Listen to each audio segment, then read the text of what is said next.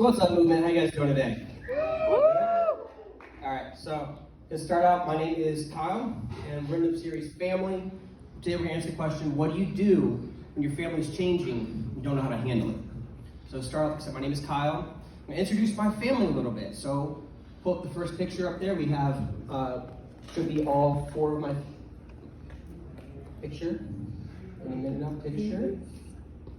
There it is. So there's me in the back. There's my beautiful wife right here in the front. Her name's Jules. There is my son Owen. He is 8 years old. He's actually going to be 9 this week. And he just started 3rd grade. And then right there is Sarah. She is 5. I look at my notes because she's turning 6 in a couple months. She's growing up so quick. She actually just started kindergarten. So me and her mom are not. It's hard to believe she's in school. When you guys have kids, you'll understand. And also the next picture is my beautiful puppers, Athena. That's the one on the left. She is a black lab Aussie Shepherd mix. And then on the right is my big boy. His name is Aries. He is a Australian cattle dog and we believe a Australian Shepherd mix. So Athena is such a little diva. Like she'll literally sit there and even if she's laying on the couch, she has to lay on a pillow. Like, I don't care if it's on the couch, on the floor, whatever. She'll lay on a pillow. She does this thing in the mornings. She'll hop up on the bed and lay on my pillow. Regardless if I'm laying on it or not, she will lay on my pillow. Even lay on my head sometimes. She does. And then Aries, he does this thing where he'll sit there and he'll be sitting on the couch. And he'll just kind of like sit down and just kind of look at you and just stare at you. And just stare. And all of a sudden, he just jumps on you, just rah! And he starts kind of like biting at your face. Which actually, I looked it up, is a sign of love and affection for dogs. Especially his breed. Yes. So, who has a big family in here? Like, brothers and sisters? Alright, so I kind of have a medium-sized family. Not that big. But no matter what, we all have a family. Some have large ones, some have small ones. Some have different names, some have mom, dad, brother, sister. Some have mom, stepmom, or stepdad. Some have grandma, grandpa. We all have family. But the one thing that all family does, no matter what size it is change. All right? And we all have family that sometimes we don't want to claim as our family. Like my dad, for instance. All right? When we go to a raffle, he does this thing, and every single time, they'll call a number. I don't care what number it is. It could be like 3,000 and the number's in the 5,000s. He'll sit there and he'll call a number and he'll go, hey! We didn't win the prize. He just goes, hey, to get everybody to look at him. And you're just like, no, that's not us. Keep going. So they call the next prize. Okay, here's the winner. Hey! Again, it's not us. And you just want to sit there and get to the point and go, oh my gosh, please stop, Dad, please. I don't know him. I've never met him my entire life. All right? But like I said, we all experience change. Sometimes it's good change. Sometimes maybe your parents got a promotion. Now you can spend more time with your parents or, have extra money to go on a little vacation. Not could be so tight around the house. Maybe you're expecting a new sibling. All right? Maybe a new brother or sister. Maybe your parents got, a new stepmom or stepdad. Now you have step siblings and have a bigger family. Maybe you just moved into a bigger house. Sometimes change isn't so good. Maybe you have a sickness in your family. Now the family's focused on the person who's sick. Maybe your parents just lost a job. Now money's a little bit tighter now. Maybe your parents did receive that promotion. Or even a different state. So now you gotta move far away from all your friends, everybody you know and love, and start over. That's hard. Maybe your dream is you want to play pitcher. Or you want to be the, quarterback of the football team. So you go out for this team. Coach goes, even though you can throw 85-mile-an-hour fastball and know 17 different pitches, he goes, no, I'm going to put you in the outfield. And starts his son, who only knows 3 pitches and can throw like 50 miles an hour, if that. And you're going, but why is this happening to me? What do we do in these situations? So when I was in 5th grade, my mom got diagnosed with breast cancer. So there is 4 stages of breast cancer. Stage 1 is your, I don't want to say smaller because cancer is still cancer, but it's your less severe form of cancer. and it's just, maybe like a skin cancer, something small. It goes up to stage 4, which is maybe the cancer's extreme, or it's spread, or it's not good. And the doctor looked at my mom and goes, listen, you have stage 4 breast cancer. Ms. Griffiths, you need to get your affairs in order because you're not going to make it out of this. And that's hard to hear. And my mom told me that. And she fought, she battled, and she actually beat it. Now, I wish I could say my mom's story ended there, but it didn't. So she had a scare about 5-6 years ago. And she told me, she goes, Kyle, if my breast cancer comes back, it's going to take my life. It's going to be that aggressive. It's going to actually take my life. So come find out, it was just a scare, no big deal. Fast forward a little bit more, April 20th, 2017. Now, date not important to you, but it's a big date in my life. So my mom sends me a text message, hey, you want to ride with me? I got to drop something off. To y'all, that's like, oh, that's no big deal. It's, parents. My mom lives in Tennessee. I had no idea she was coming down. Tennessee's a 10-hour drive. So if she's coming down, it's usually for a family event, a graduation, a wedding, something planned months in advance. She doesn't just drop in. So that was already kind of a red flag. So we're driving and she goes, Kyle, there's a lump under each one of my arms. My breast cancer has returned. And I'm going, great, I just lost my mom. She looks me in the face and goes, there's a 70% chance with the lump on each side of living up to 5 years.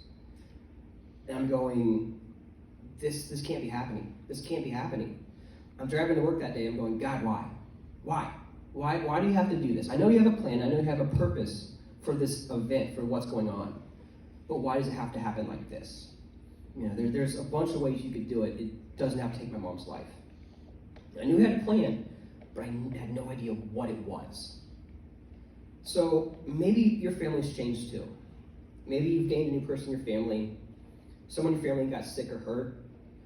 Your sibling left the house. Maybe you have a favorite brother or sister that you always used to hang out with. You play video games or go get coffee or something like that, and now they've gone to college.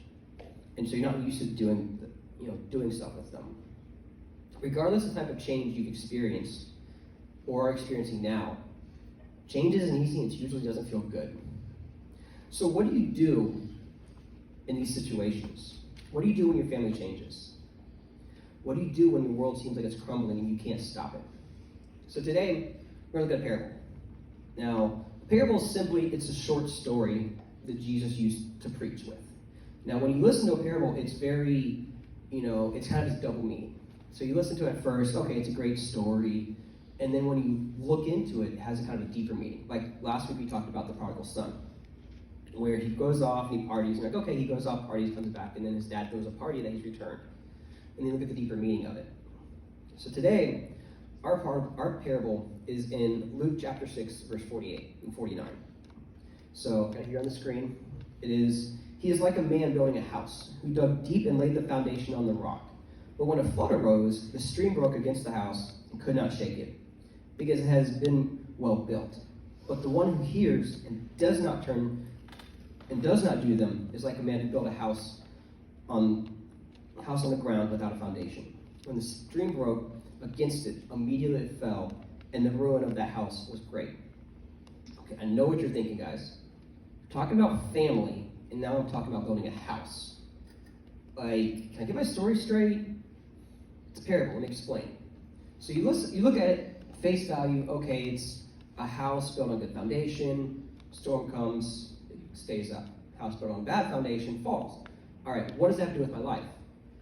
Very simple. If you built your life on a strong foundation, like God, then when things come and tough times come, you know that you have a good foundation. Maybe a little shaken, a little rattled, but at the end, you're going to come out strong. When your family changes, God's with you. All right? Let me go back to my mom. Here I am thinking, I just lost my mom. All right? I'm looking at what all she's going to miss. My son, she's going to miss my daughter, miss their high school and their graduation days and them growing up. My buying a house, marrying my wife, just a whole bunch of life that she's going to miss. And I was startled. I was rattled. Like I said, I knew God had a plan. I knew it. I just didn't know what it was. So I knew the first thing I had to do was get a prayer team. A team of people that I could turn to, go say, I need help. Can you all pray for my mom? And I reached out to my pastor, Pastor Nick, when I was a C20. And we just prayed, and, anytime something went wrong, I could have somebody to turn to. I told God, I said, listen, if she wins this, right? If you work your miracle and she beats it a second time, I'm going to praise you. I'm going to shout your name. I'm going to serve you forever. But if she doesn't beat this, I'm not going to blame you. I'm not going to say, God, you took my mom. You took my mom. I know God has a reason for doing what he did. I didn't know what it was, what was clear at the time, but I knew he had a plan. Then August 30th, the same year, I got a text message. My mom had beaten cancer for the second time. And it was one of those that, here I thought, it's not looking good. If it came back, my mom wouldn't make it. It came back. And then she beats it, not once, but twice. And that was something that was so exciting. And sometimes it may look dark, there's no outcome, and you feel that nobody you can turn to. You can always turn to God, all right? Our God is mighty and huge. And you can sit there and you can whine, and you can cry, and you can complain to God. Let me tell you this, he can handle it. Our God is so big, he can handle you going, I can't handle this. I don't know why I didn't make that position. I don't know why my family member, this happened to them. I don't know why we're in this situation, God. He can handle that. And honestly, if he can't handle you whining, complaining a little bit, he's not that big and he's not a God I want to serve. Now, my wife and I got some tattoos. We throw those pictures up there. So that's mine on the top. And it means there is hope. Should the oceans rise or the mountains fall, he will never fail. And my wife's on the bottom is God is greater than your highs and lows. And it's something that's a reminder that if I'm going through a tough situation, I can just look at my arm and go that no matter how dark it seems, even if the oceans rise or mountains fall, which is pretty big stuff, God has our back. And my wife's the same thing that, if you're in the low point of your life, God's bigger than it. If you're in that big high point, God's bigger than that. And it's just a reminder to us that no matter how tough things get, there is hope. And that's something that I'm not saying go out and get a tattoo, guys. Don't go to your parents and go, the guy speaking today said I got to get a tattoo. You can take those and draw them on your notebooks. You can draw them on your folders. All right? Don't get a tattoo right now. Don't go to your parents. I need a tattoo. I don't need that. Those emails. So think to your family. All right? Yes, it's hard on you that maybe your dad lost the position or whatever. It's also hard on them as well. Your mom and your dad and whoever's getting affected by this, they're having a tough time as well. All right? It's not easy for them. So do something for them. Maybe leave them a note. Maybe do some extra help around the house. Do some extra chores or do something without being asked. Let them know that, hey, you're still there and that even though this is a tough time, you're still loving them and you're still there for them. Also, reach out to a small group. Somebody in your small group leader, and have them help you. Now, guys, when your family changes, always remember God is with you. And God also puts people in your life, like small group leaders or friends, and he will line these people up months, years in advance, and put them in your life. So when these things happen, you have somebody there you can turn to. Like for me, whenever I found out my mom had cancer, one of my coworkers actually lost her mom to cancer. And she sent me a text message and goes, hey Kyle, I'm praying for you. And she sent me the prayer that she prayed to God. And it was one of those that it was comforting knowing that somebody who went through this same situation was still praying for me for victory, even though when she didn't have victory herself. Now, as you go throughout your week, remember, there is hope should the oceans rise or the mountains fall. You'll never fail.